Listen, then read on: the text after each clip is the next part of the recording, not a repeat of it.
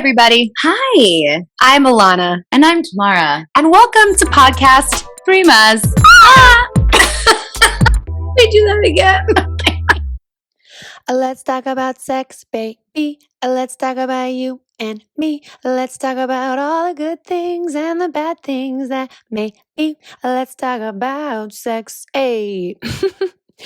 Marvin Gay rightfully made the term famous, but these lyrics from Salt-N-Pepa work best to describe episode 6 entitled Sexual Healing. On this episode of Podcast Primas, we have our first girls' night in and open up about how our sexual experiences have contributed to our overall healing and put a spotlight on the shame that surrounds many females as it relates to their sexuality. To close the show, we played a very personal and fun game of Truth or Truth, where we ask a series of personalized questions that are picked at random. Questions like, what was your most cringeworthy moment during sex? And is drunk, stoned, or sober sex best? Full disclosure, this was the third episode we ever filmed and have not been ready to release it until now. So here we go. We hope you enjoy all that was shared on episode 6. Dad, I ask that you please sit this one out.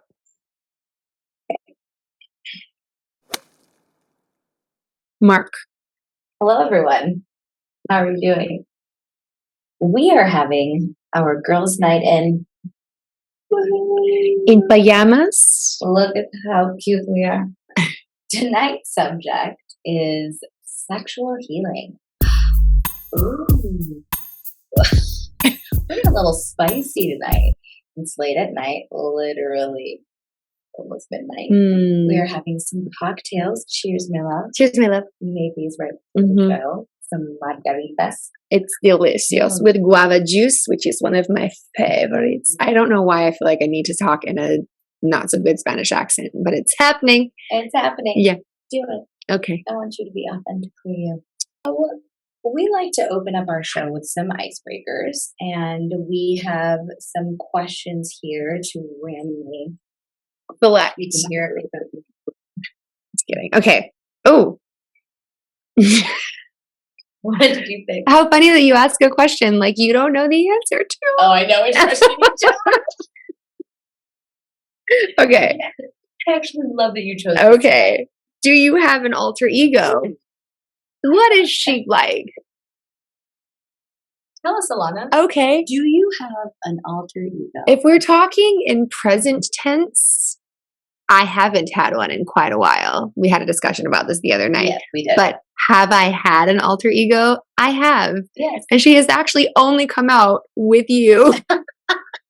Really? Never with anyone Never with else? anyone at that capacity? No. So I do have an alter ego. Okay. Her name is Destiny. Ooh, what a great name. Great also. You gave her name. And what is she like? Mm-hmm. Yes, I have an alter ego. Her name is Destiny. Mm-hmm. Destiny doesn't give a ish about anything. That's a really nice way to say that. Yeah, she really doesn't. Mm-hmm. And like whatever she's feeling in that moment is what's going to go. If I feel like crying for an hour because I'm feeling emotional, I will. If I feel like doing many other things because I feel like it, I will. It's kind of like a yes woman thing. Destiny is like, do I feel like doing this? Yes. Am I going to do it? Yes. Am I having fun? Yes. Am I going to go to it tomorrow? Yes. Okay. Great. Wonderful. I love that you picked that one tonight. How wonderful. That was how Destiny. Okay. It's my turn, folks. What's your favorite thing about yourself?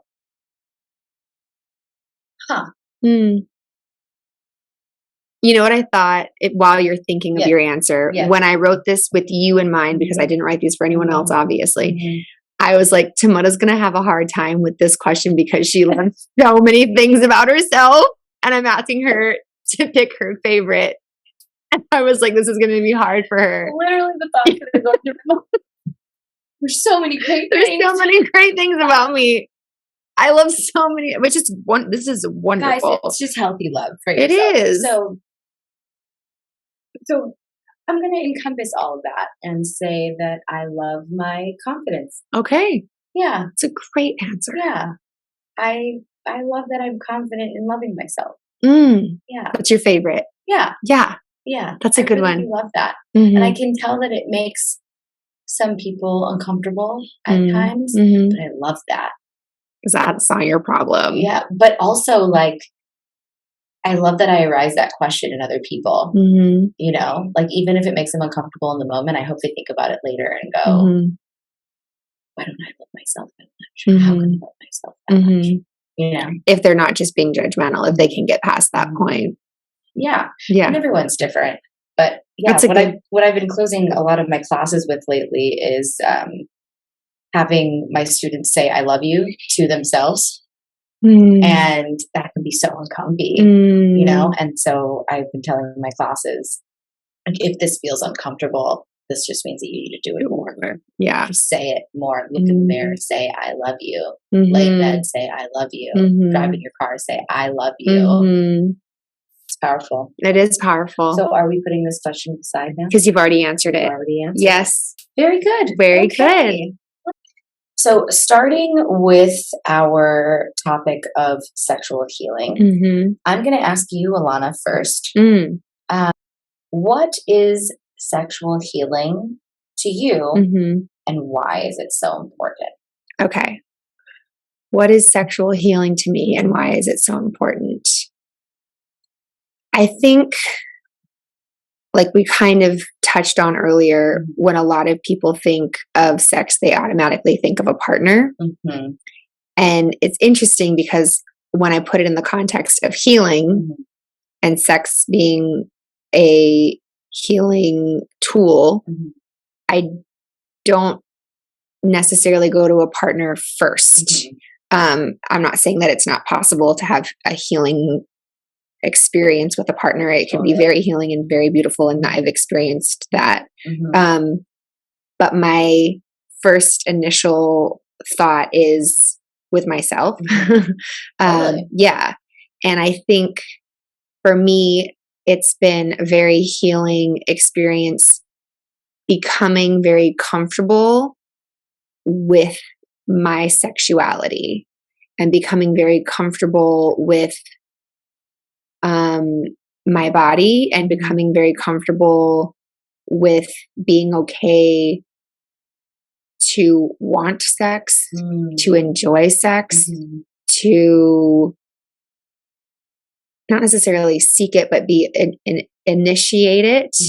All of these things. And again, this is a personal experience. When I was younger, those were shameful things. And those were things that a girl would get, gossiped about if she felt that way, or you were punished. Yeah, it was shameful. You felt shame about having those feelings. At least I did growing up. Right.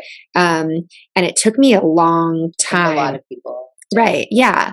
And I remember, in my younger years, also judging girls that were younger who had kind of that much sexual freedom and confidence.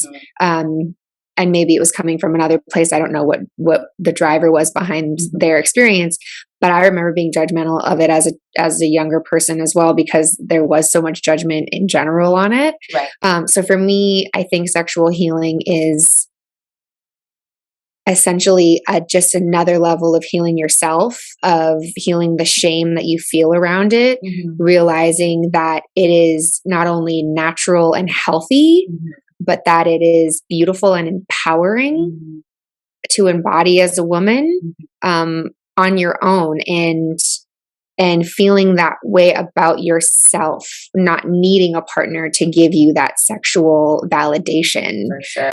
Giving it to yourself, going, I can look at myself and think I'm sexy, or I can find myself sexy, not even just my physical body, but there are things about myself that I turn myself on, which is, I think, really beautiful and healthy. And, but beyond that, just like such a level of confidence, like we talked about when we opened, and such a level of security within yourself. And that's why it's so important to me. It was at the second part of the question. I'm sorry. Can you remind me? The first part is what is why is it important? Why is it? Why is it important? Why is it important? I think it's important to, especially for women and men. I'm not a man, so I can't speak for men. I can only speak for women. But to embody that power, there is so much power. Behind owning your sexuality. Absolutely. And sitting in it and being comfortable with it and exploring it. There is so much positive power, and you can use this power however you'd like. Oh, for sure. And play with it and see. And I think that's part of like finding it within yourself, is going, ooh, what's this? And how can I use this? Just like how a toddler starts testing their boundaries with their parents of how far can I push this, and what happens if I do this, and what happens if I do that.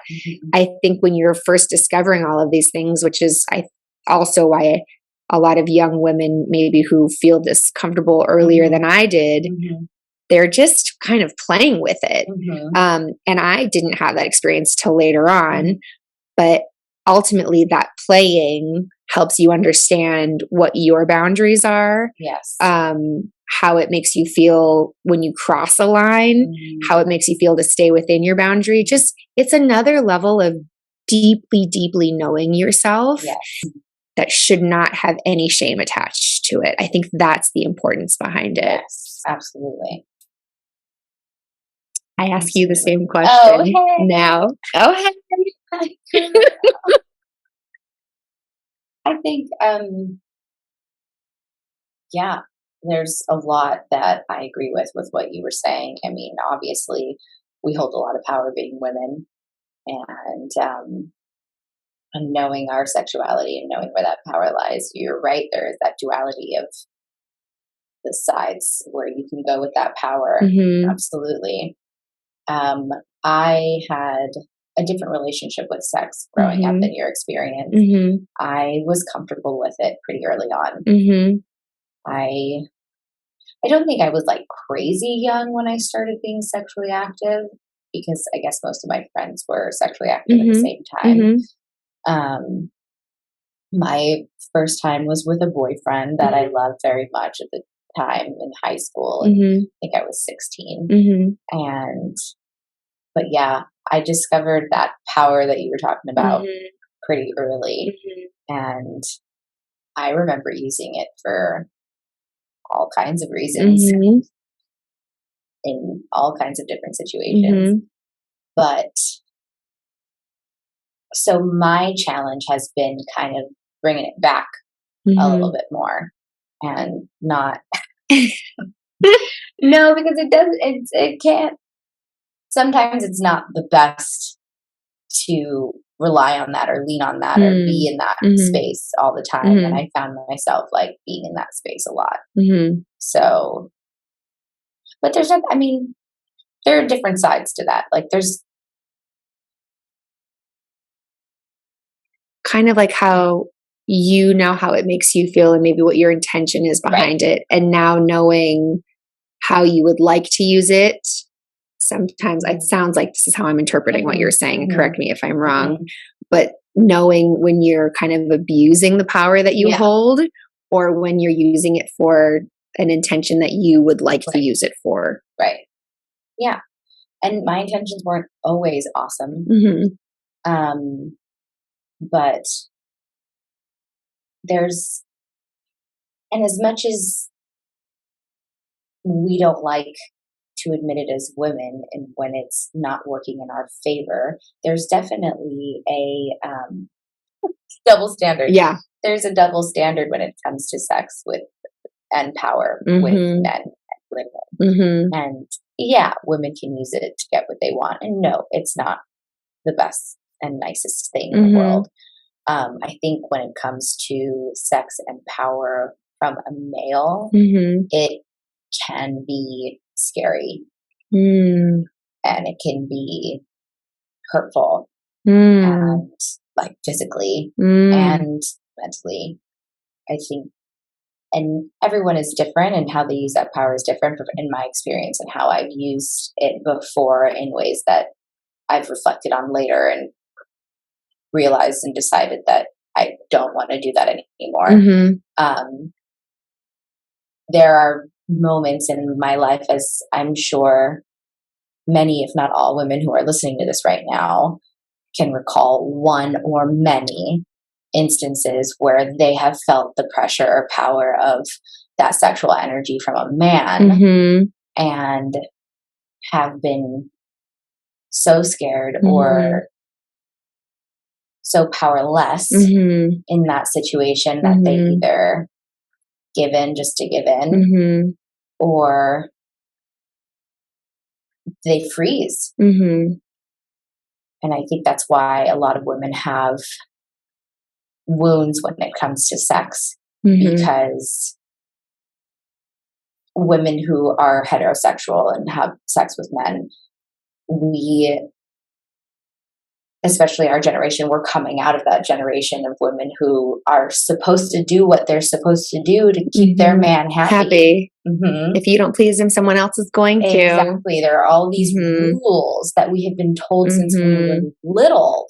Oh, yeah. These things have been ingrained in us since we were kids, which is gnarly to think about. It's part of our duty as a good woman, even if we're not getting pleasure or satisfaction or empowerment from it. I can't tell you how many times I've heard that message straight up, like not even censored, not even nobody canceled. Yeah. Can you please cancel that? Like, you don't want to have sex, you don't have to. Don't force yourself to do it, even if you are married. And like, it doesn't matter what relationship you're in or what you're experiencing. If it's something you're uncomfortable with, I encourage you to find a form of communication in which you can talk to your partner or whoever it is that you're having this situation with. But you don't ever have to have sex if you don't want to. Period. Regardless of who the person is. Yes. So sexual healing can have so many different meanings. I know I've had a few not so great experiences with friends trying to take advantage of situations. Fortunately, I haven't had extreme measures that a lot of my friends have experienced or family members, and, you know, but sexual healing can definitely take a toll once that trust has been broken on a heavy level. To associate it with something positive is challenging. Absolutely. But to touch on what you were saying before, all of that can only be healed if you are comfortable and create a healthy, beautiful sexual relationship with yourself. And that is the most important. And creating that relationship has been one of my favorites, honestly. I admire you, again, for all of the confidence that you hold and own, but I really, honestly, I've said this to you before, where I go, like, I wish I could do some of the things that you have the courage to do. You can. Yeah. Yeah. But I admire how much you do embody and own that part of yourself. It's very empowering as even a friend observing you in that space. Oh, that means a lot. Yeah. Thank you. Yeah. Why is it important to me? Because if you are confident and secure in your sexual healing, whatever that journey means to you, and in your sexual power within yourself, then can nobody touch you, you know? Like we said, sexual healing is a different journey and a different story for everyone. Everyone has a different relationship with sex. I think that religion plays a huge role in society as far as sex and comfortability and confidence and holding your power in it. I think there's a lot of shame and guilt surrounding sex in every society, no matter what country you go especially to, on females. And I love how it's changing. And I love the generations coming up because they are owning that. Thank you, younger generations. really do admire. I mean, everyone says all kinds of different things about different reviews. And trust me, millennials have had enough shit talked about them, and this new generation is having a new sea of shit being talked about them. But I have to say, I am in awe of this new generation, that you guys truly just are unafraid to be yourselves. And as silly as that may sound to you, like growing up in the 90s, that wasn't a thing. We can't be ourselves. What? And unapologetically, like whatever that looks like, whatever that is. Like I meet, young 20-something-year-olds, and I just go, wow. Yeah. Honestly, like the way that they carry themselves, the way that they look at relationships, the way that they look at sex, the way that they look at their careers. It's such a different perspective than what we were. Yes. So in touch with their emotions.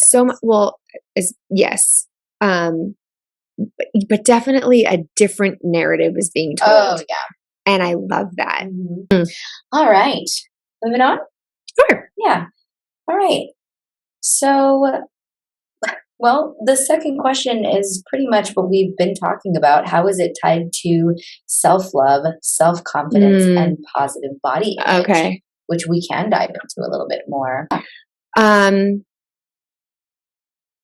think I covered how it made me love myself more. Absolutely. And more fully and wholly. The positive body image, I think, is another one for women our age. I can't speak for the younger generation. And it's funny because you let me know that you listened to the Jay Shetty podcast with Megan Trainor, and I listened to it on the way here while I was driving to your house. And she had a beautiful point that her therapist had asked her to do about standing in front of the mirror naked for 5 minutes and telling yourself how beautiful you are. I love you. Totally. And that's can be really difficult. Yeah. Because we look in front of the mirror, and I know that, I as a whole, I love my body as a whole, but I'm human. And I also look in the mirror and go, well, this is that way, and I wish it was this way, or I notice that this isn't perfect, and this is different, and this isn't what it used to look like, or whatever it is. We are our worst critics always, especially when it comes to our bodies.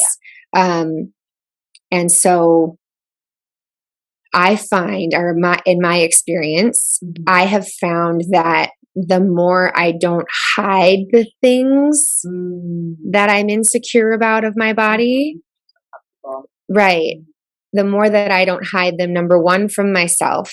Yeah. Number one, when I get into the shower or get out of the shower and I look at it and go, it's there. I mean, I guess this day and age, you could change some things. I haven't made the decision to change anything about my body. Your body, your choice. And if that's going to make you better, or make you feel better, I have no judgment on that whatsoever. I have not made the choice to change my body in any way. And I look at it and go, like, it's part of me. And do I look at it and go, ooh, I love you so much? No, I don't. But do I accept it? And am I learning to try and love it more and more and more? So it starts with me and my body and my positive body image, and looking at all of my flaws and accepting them. Yeah. Just like anything else. Yeah. Just like any other kind of, problem or adversity in your life. The first step to move forward is accepting it. And I think I've learned how to accept the things that maybe I used to not love, and maybe I'm learning how to love more even now. Yeah. And also I find that when I have one partner, but when I how would I say that? Unashamedly? That's shamelessly. Thank you. You're welcome. Sure. Unashamedly. Yeah. Anyway, shamelessly own it in front of another human being. It is empowering. Yeah. I'm not hiding behind it. Totally. And I'm not saying I do that every day, and I'm not saying that I do that all the time. And there's some days where I feel a lot better about doing that than others, but that is very healing to shamelessly reveal the parts of yourself that you're insecure about. And if anyone has a problem with that part of you, I just want to say that maybe isn't the best person to be partnering with in general. But I'd say most times if someone genuinely cares about you, they'll love all of you, and they're not going to look at that and nitpick you apart, and they're not going to look at that and make it a worse situation for you. And once you realize that someone else can love that part of you too, and I'm not saying outside validation is, the way to self-love, but it is helpful. Yeah. And that support and that type of love is helpful. So just talking about body image. Yeah. Yeah. I think that's what's helped me and the places that I've had trouble with for my own body. Yeah. I think that's a great practice.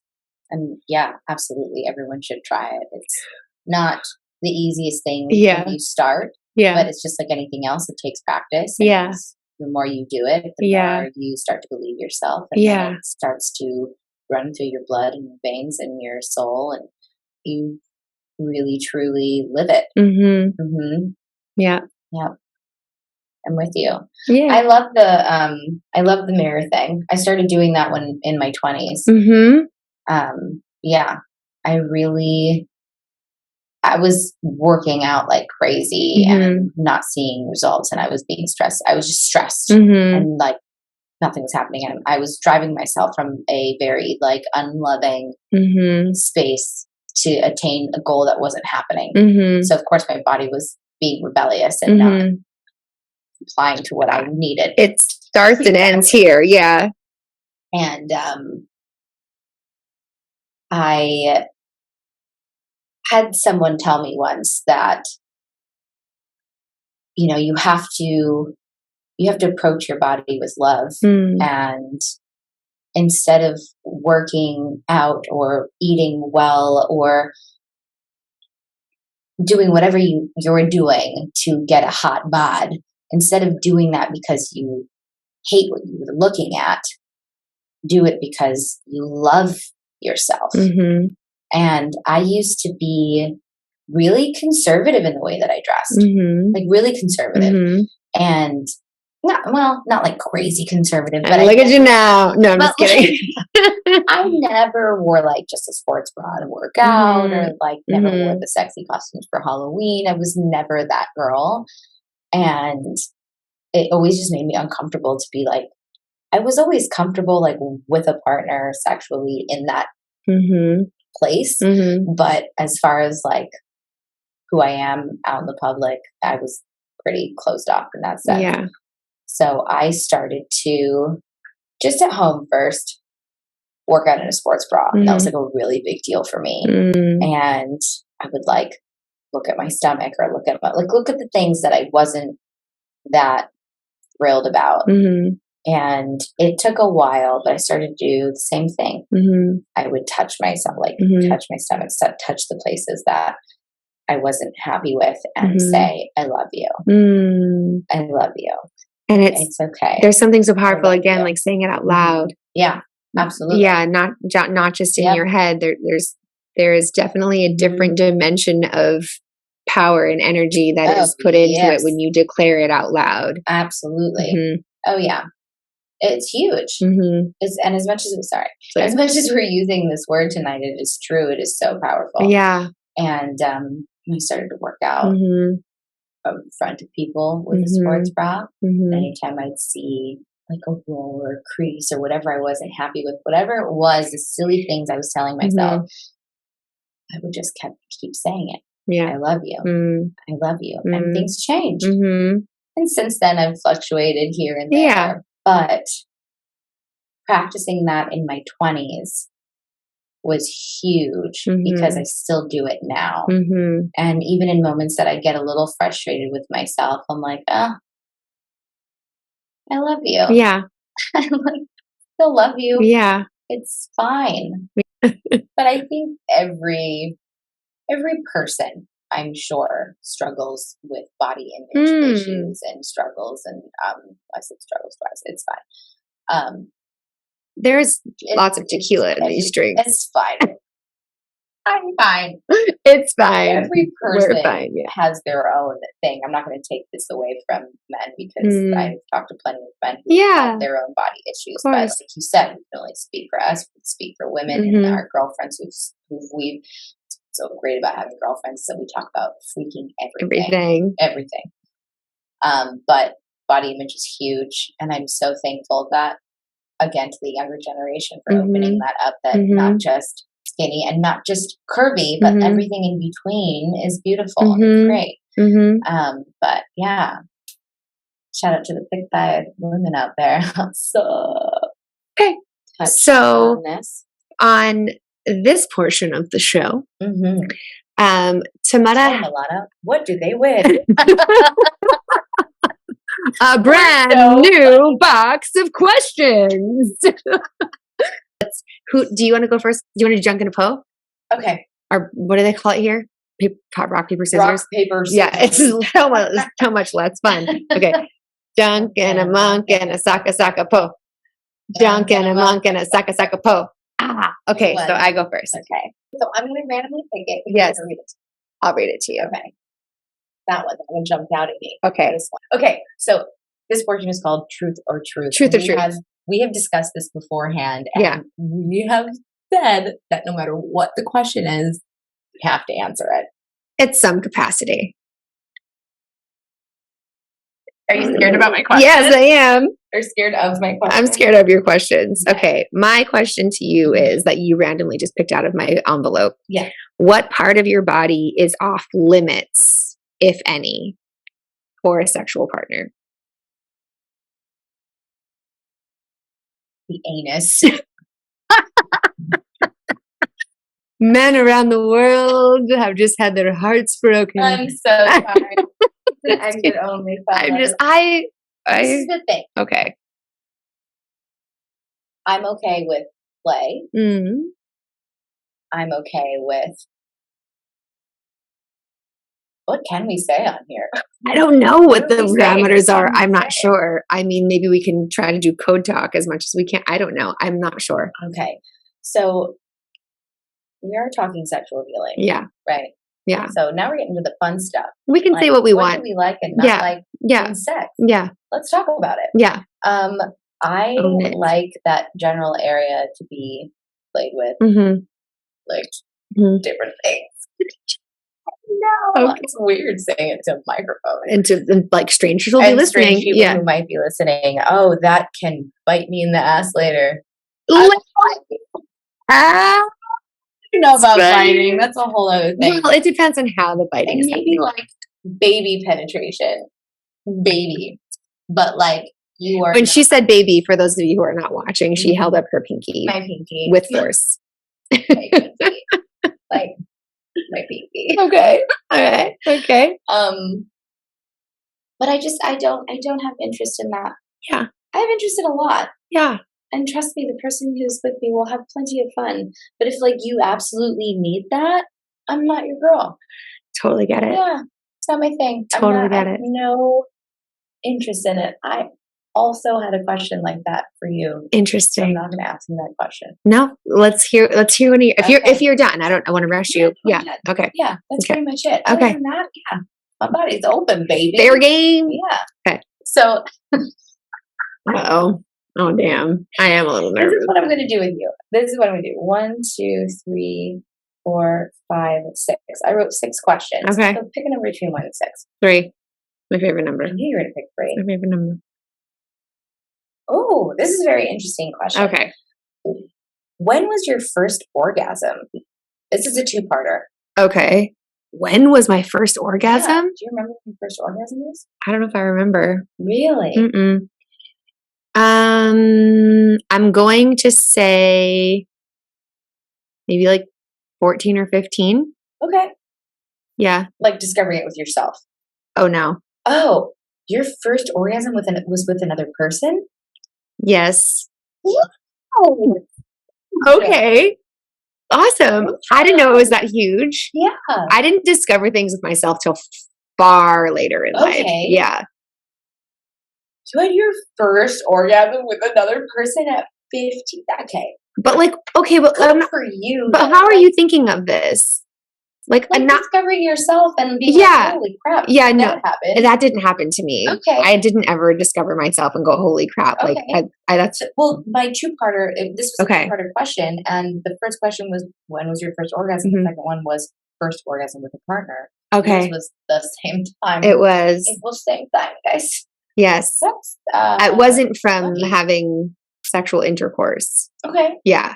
But it's great. Yeah. Good for you. Yeah. Okay. Mm-hmm. I think I know who this person You do. I was gonna say I don't want to say it on the mic, but I was like, you shouldn't. You do? I'm over here. Who do you think it was? Wow. Yeah. All right. Second question for me. Yes. This is fun. This is a lot of fun. I would like doing this with you. And that's why this is great. Okay. Fun. Okay, this is game with your girlfriend. This is fun. Okay. Would you rather have a one-night stand with a hot but arrogant man or a beautiful woman? Ooh. I went there. Yeah, you did. But is the beautiful woman also arrogant? She's not arrogant. She's beautiful in every sense. Ooh. He's hot but arrogant. This is the thing. If you're having a one-night stand with a man, to me, he has to be hot. Because what's the point? Well, unless, like you said in our other podcast, if it was a very energetic thing. But that's not a one-night stand. You need a little bit more time for it. Oh, maybe not. I mean, okay, this is your experience. I'm not talk about yourself. Talk about yourself. Go. Sorry. It's okay. On my one night stand nights, I don't care what the personality's like. I really don't. Sometimes I don't even know the name. Let's go there. To be honest. If we're going to be honest. I'm happy how honest you are. There have definitely been one night stand nights where when we're done, I'm like, so what's your name? It hasn't been a lot. I'm not like a massive whore. Although, that's not to be judged either. Your sexual appetite should be and can be whatever it needs to be. Totally. Put that on a bubble sticker. Do it. Okay. But a really beautiful, cool woman. I might just take that one just because I've done the arrogant hot guy. Literally. In every sense of the word. Many times. And now I'm done with you. And it's easier for me to be that way with men, to be colder with men. Which is so weird because I don't have like massive male wounds. I don't even, when you said that, I had and I was like, yes. I think that's understandable. Yeah. I don't even, you can totally explain it if you want to. Yeah. Of male wounds that are like a little bit smaller, like a lot of them, but like massive male wounds that would lead me to like hate men. No, I don't. But I can definitely be much colder with men. It's so much easier for me to just be like, because they're not a part of us. I mean, they are. We're all connected in some way for sure. But another woman, you're a woman. Oh yeah. There's a different connection. A man, it's like, and not writing men off, but if you are in that space with someone, I understand how just a stranger, if that's the only interest that you have with this person, and I know that they can do it probably with us just as easy, if not easier. So I'm not feeling bad about you saying that for those types of men. Yeah. Okay. So I picked the woman. Okay. That's my answer. I'm sticking to it. Yeah.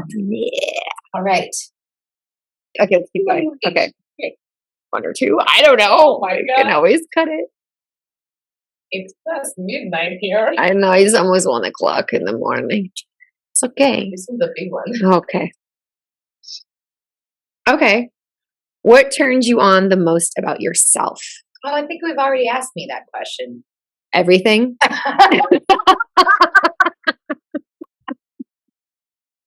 All the things. All of you? Did you say one particular thing? Oh, okay. Wait. said this yet, and it popped in my brain, so I feel like I should say it. Oh, the question earlier that you picked was, what do you love most about yourself? And this is what turns you on most about yourself. This is all about you. I mean, same. Of right? course. I get turned on by myself when I'm dancing. Yeah, girl. I feel like I can really channel some pretty intense sexual energy in my dancing. Very special people get to see it. Yes. Are you comfortable with self-pleasure while with a partner? Yes. Good. I mean, not that it would have been bad. Yeah. You didn't. That was a horrible response. I'm proud of you. I'm so proud. No. Yes. Okay. Did it take you a while to get there? Like to do it in front of a partner? Yeah. I'm going to be honest, there aren't many instances that I feel like I have to with my partner. If it was more just for like a show or like to try like as a... I guess there's different places you can come from. Yeah, with it. yeah. You just mentioned to have to do it. Yeah. I don't think it's necessarily something that like should need to be done. Yeah. It could just be part of your sexual experience with your partner. I would be comfortable with it if it was just a very organic, like normal. Yeah, if it was part of what was going on. It could be a show too. I guess if you wanted to put it into that context. Okay, you're gonna get this, and anyone from Hawaii will get this. But okay, let's do it. You ready? And I think I may know your answer. Okay. Poetry or poi grinding? Poi grinding. Yeah, for sure. For those of you who don't know what poi grinding represents, I think you can figure it out. Yeah, grinding's in the word, so yeah. Anyway, like, what has been your most cringe moment during sex? Oh, my most okay. So I love it when something comes to okay. Yes, like slaps. Yes, it's a bad. Okay, let's hear it. Oh God, bad sex is the worst. I mean, why do it if it's going to be bad? I don't understand. Okay. How does this keep happening? It's so one cringeworthy moment where I was genuinely like, my face was like it was cringeworthy. Happening. Like full on. Like high school style. Like, but like as an adult. Yeah, no, that shouldn't happen. Just like not even paying attention to anything, and like I didn't need to be there. Like I genuinely didn't feel like I needed to be there. Like this could have happened without me. Yeah. Right. Like and there were just like the noises and the faces and like the whole, and I was like, oh my God, no. And I like for a little while would think about it and be like, oh no. Like I would think about it and go like, oh God, no, it was bad. Oh God, I'm sorry. It was bad. I'm going to ask you after the episode. Yes, I will tell you after the episode. So did this person ever look at you, or was he always looking off to the side? The whole time, or just in this like particular? Mostly. Not really looking at me, which is like, why look at the person? He wasn't attentive to you at all. It was just, or just lack of, feedback, communication. Like, who enjoys that? Who? I don't know. And you shouldn't be doing that if you don't have teen in your age number. Mm-mm. Unless you know that this person just has not had the experience and you want to be their teacher, like then teach them and be kind about it. But like if they have had experience and that's still what's going on. In my experience, unless I'm like actually in a relationship with a man, men are not very receptive to feedback. That's my experience. You know, like I definitely think that communication is... It's key.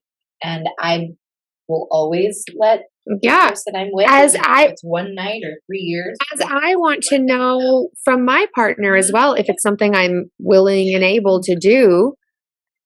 But like, that should be an open line of communication. I don't know that should, whatever. Yeah, people could take it personal and get defensive. But if someone's saying, hey, I still want to do this with you, but like, here's how I know that it will be better. Great. Yes. Thank you. Let's do it. Yeah. Also, everybody likes different things. Totally.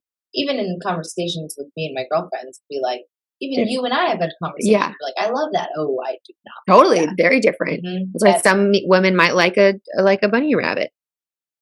It's true. I mean, that was I feel kind of ouchy. Yeah, ice pack after that. It was not comfortable. Yeah, that's ouchy. Mm-hmm. That leaves you swollen and not good. It's bad. Okay. All the bad things. Yeah. We can't end on that note, though. No, we can't. We cannot end on that note. Okay, you need one more. Can I? Here. Oh, we have one more card. Okay, we can't end on that note. Okay. We need to end on the back. Yeah. No. Okay. All right. This is a good one. Guy. What does it say? Okay. Oh. Do you prefer drunk sex or stoned sex? Okay. Shit. Wow, I almost had an immediate answer. You were going to. Yeah. I thought I was going to know the immediate answer. I still think it is my immediate answer. But there are reasons why both can be wonderful. Mm-hmm.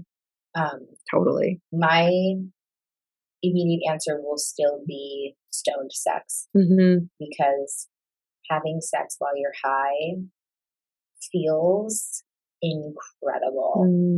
And just like, because it doesn't always feel great for the woman. From every guy I've ever talked to, they've always said that it always feels good for them no matter what. So kudos to sometimes our body's going through different things. And yes. Great. Yes. Oh, all right. I'm ovulating and this isn't like, or whatever. Yeah. Do with the guy, what he's doing, or something. We're just like, my brain is somewhere else, or my heart. Exactly. Yeah. Like, it's just not happening. But like, hey, like, I'm still having fun. Like, this isn't horrible, but like, this isn't going to be about me. It's not you. It's me. Yeah.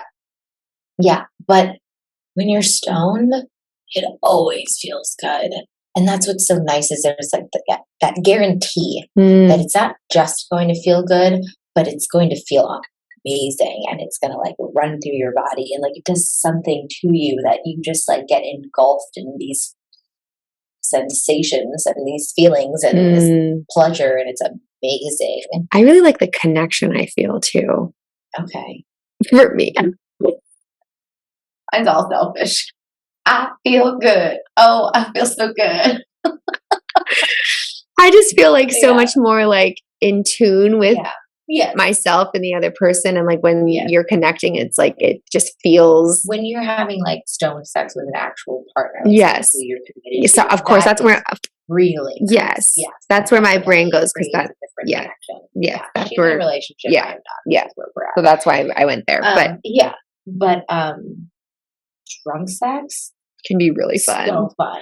And sober sex is really great too. Love sober sex. I don't want to take anything away from sober sex. Sober sex is awesome. Sex can wait. Masturbate. I'm just kidding.